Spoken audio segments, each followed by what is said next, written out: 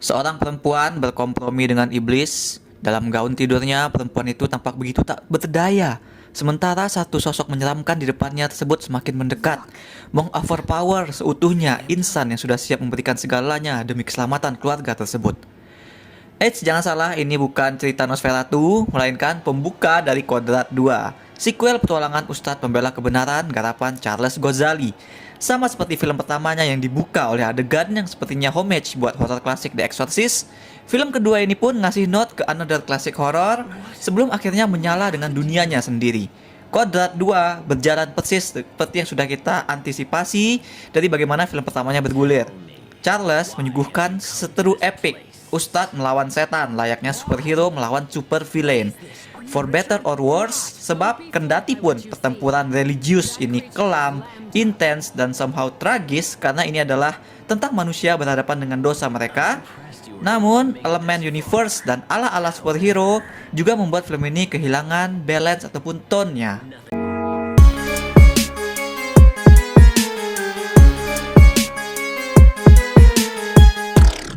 Yang di pembuka tadi itu adalah cewek bernama Azizah. Dia istri dari Ustadz Kodrat. Saat kejadian film pertama, ternyata Azizah meminta kepada iblis untuk spare their son.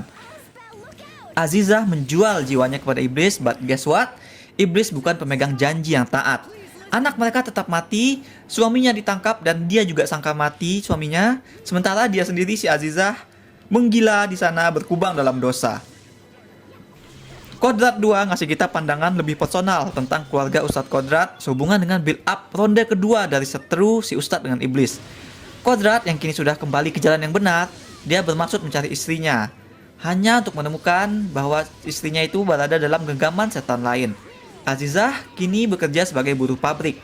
Bersama sejumlah karyawan wanita lainnya, Azizah dalam bahaya karena pabrik itu mengadakan tumbal untuk setan. Sehingga Kodrat harus berjuang menyelamatkan istrinya, sementara istrinya tadi sendiri merasa dirinya mungkin tidak lagi pantas untuk diselamatkan. Nah, nyatanya perempuan bernama Azizah itu turns out memang sebuah edition yang kuat untuk film sequel ini.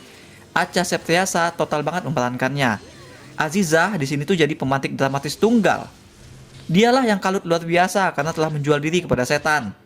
Dan sekarang dirinya ngerasa jadi makhluk Tuhan yang paling kotor di dunia akhirat. Kita diperlihatkan kegawalan maksimal tersebut dari adegan yang menurutku paling powerful yang bisa dibuat dalam konteks horor religi. Adegan orang sholat, niatnya untuk tobat, tapi dia bahkan gak mampu untuk mengucapkan bacaan-bacaan sholat tersebut karena dia ngerasa sangat rendah di mata Tuhan, ya kan? Karena dia telah pernah berserah diri kepada setan. Cara Acha mainin emosinya, nge-build up hingga nanti dia nangis, menyerah hingga terpuruk, was so good. Kamera pun tahu, sehingga langsung saja dia ngerekam tanpa trik ini itu. Meski kayak sederhana seperti itu, ini bukan adegan yang gampang untuk terdeliver dengan benar secara emosi. Karena salah-salah penonton bakal ngira Azizah tuh susah karena dia nggak bisa sholat karena dia nggak hafal bacaan gitu. Padahal kan sebenarnya dia ini nggak bisa menghadap Tuhan, merasa nggak pantas gitu kan. Itulah kekuatan dari acting Acha di sini. Berhati-hatilah karena doa kita juga bisa didengar oleh setan dan iblis. Berhati-hatilah karena mereka akan meminta kita menyerahkan semuanya kepada mereka. Kepercayaan, jiwa, semua pokoknya. Sampai kita tidak punya apa-apa lagi selain dosa. Itulah yang dihadapi oleh Azizah, yang dirasakan oleh Azizah. Nah, sama seperti Lily Rose Depp di Nosferatu, acting range-nya si Acha sebagai perempuan yang berhubungan dengan iblis di sini tuh melingkupi harus acting kesurupan. Ya, sebelumnya dia pernah jadi pocong, lead di Mumun. Jadi Azizah mode kesurupan mungkin nggak benar-benar tantangan buat Acha, tapi tetap dimainkan jor-joran. Tapi sayangnya ya, seperti pada film horor pada umumnya, nggak benar-benar ada yang spesial dari adegan kesurupan selain harus ngasih cengiran edan dan suara yang terdistorsi sampai kita hampir nggak dengar dialognya gitu. Ngomongin soal sosok setan, Kodrat 2 tampak berusaha ngasih wujud dan presence yang ikonik buat Aswala ataupun Zaduk. Tapi sekali lagi menurutku horor-horor Indonesia, terutama yang udah niat untuk fokus ke seteru atau nonjolin karakter jahat kayak film ini, perlu lebih serius, baik itu dalam hal mendesain tokoh villainnya ataupun juga castingnya. Ambil contoh lagi aja si Nosferatu tadi. Film itu kan berusaha membuat casting dan perannya menjadi lebih ikonik dari yang zaman dulu. Film itu bermain-main dengan desain tokoh villainnya. Nah, semesta Kodrat perlu melakukan hal yang sama. Berikan kepada kita tuh lawan yang sepadan dengan Vino G. Bastian sebagai Ustadz jagoan. Paling enggak kasih kayak film pertamanya, adegan duel epic Vino lawan Marsha yang ceritanya lagi kesurupan. Kodrat 2 sebenarnya punya momen-momen badass juga, punya momen-momen cool juga, kayak pas ada truk terjun bebas dengan Ustadz Kodrat di samping Pak Supir yang sedang bekerja, maksudnya sedang kesurupan. Terus ataupun saat si Kodrat disuruh untuk menyembah iblis. Hanya saja momen-momen tersebut sekarang terasa lebih jarang, lebih scarce, kurang epic. Kodrat dan Aziza aja rasanya kurang dramatis. Like pertemuan mereka, pertama mereka di pabrik itu, ya kan? Lebih kayak momen damsel in distress ketimbang seperti reuni antara dua manusia yang saling cinta, yang ngerasa saling tidak bertemu lagi gitu kan. Penyebab utamanya terasa kayaknya karena si Kodrat itu sekarang jadi datar. Kan journey-nya udah beres di film pertama. Kini si Kodrat udah nggak rusak lagi gitu. Dia nggak ada lagi yang bisa diulik-ulik di karakternya. Dia cuma jadi total ustadz pembela kebenaran di sini. Itulah yang bikin dia jadi datar. Dia cool tapi datar gitu, nggak ada gejolak journey emosi itu. Kali ini bersumber di Azizah.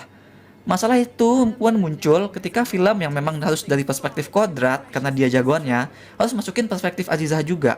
Nah, fokus cerita jadi mendua dengan dua perspektif ini. Kodrat kalah menarik dari Azizah. Setiap pertempuran Kodrat kini bahkan jadi lebih cool yang mengarah ke lucu gitu dibandingkan saat pertarungan dia di film pertama, saat dia masih ngerasa dia juga berdosa dan sebagainya. Akibatnya tone film ini juga jadi tidak konsisten. Adegan sholat Azizah tadi terasa kayak out of place karena di tengah tuh banyak aksi di pabrik yang vibe-nya lebih kayak ke throwback ketika Vino menjadi Wiro Sableng. Jadi kayak lucu-lucuan gitu. Kasus tumbal di pabrik yang jadi central stage tampak seperti ingin men-tackle isu yang serius antara soal kesetaraan ataupun dengan hak perempuan dalam dunia kerja. Tapi pembahasannya underwhelming. Terasa seperti episode singkat, alih-alih menyeluruh seperti kasus pesantren pada film pertama. Ancaman horor yang berasal dari sana juga terdownplay oleh karakter-karakter jahat yang konyol gitu, kayak penjahat di film anak-anak. Tidak terasa ancamannya meskipun memang ada kematian mengerikan di situ. Namun dari semua yang paling mengganggu buatku di film ini adalah cetakan universe, template universe gitu kan. Kodrat 2 tuh actually turut dibuka oleh highlight kejadian di film pertama. Ini kan cara yang enggak banget untuk dipakai untuk film. Karena selain buang-buang waktu yang sebenarnya lebih baik dipakai untuk development karakter, cara pakai highlight itu seolah membuat film tidak lagi menganggap dirinya film, melainkan jadi kayak episode serial. Bahkan jika fungsinya untuk sekedar mengingatkan penonton, cara highlight seperti itu merupakan cara yang paling gampang dan paling males yang bisa diambil oleh film. Apalagi mengingat cerita film ini kan memang berlangsung dari kejadian film pertama. Hanya saja perspektifnya berbeda, kali ini dari perspektif Azizah. Sehingga menggunakan highlight, walaupun kita udah dibawa kembali ke film pertama, terasa semakin mentah gitu. Nah, bukan cuma penyambung di awal film, tapi film ini juga ngasih penutup yang seperti momen to be continue buat film ketiga. Akibatnya film yang sudah dimulai dengan awkward tadi jadi makin terasa kayak episode TV aja dengan momen-momen itu. Mestinya ya full aja di cerita tersendiri gitu. Padahal cerita sequel ini sebenarnya semakin personal karena mengusut derita dan karakter istrinya. Karakter yang drama emosinya dimainkan dengan jor-joran banget oleh Acha Septriasa. Tapi karena konsep dan visinya tegas untuk si Kodrat, perspektif baru ini terbukti jadi penantang yang tangguh bagi keseimbangan penceritaan. Tone dan vibe-nya jadi rancu, jadi nggak imbang. Ustadz Kodrat jadi terasa datar dibanding istrinya. Terus juga terasa kurang balance-nya itu karena ada yang drama banget tapi malah membuat penonton jadi ketawa gitu. Karena vibe-nya membingungkan penonton, apakah ini lucu-lucuan atau serius. Momen-momen yang keren memang masih ada tapi terasa kurang epic. Gimmick jagoan yang ngasih note ke horror ataupun maybe ke film silat klasik 80-an sudah bagus untuk dipertahankan. Hanya saja film ini butuh untuk jadi lebih serius sedikit lagi supaya mencocokkan dirinya dengan muatan cerita yang dikandung. Aku berikan 5 dari 10 bintang emas untuk Kodrat 2. That's all we have for now. Sejauh dua filmnya ini, momen Ustadz Kodrat mana yang menurut kalian paling keren? Silahkan share favoritnya di comments. Jangan lupa like dan subscribe supaya ketinggalan review-review dan playthrough lain. Kunjungi mydersit.com untuk review yang lebih detail.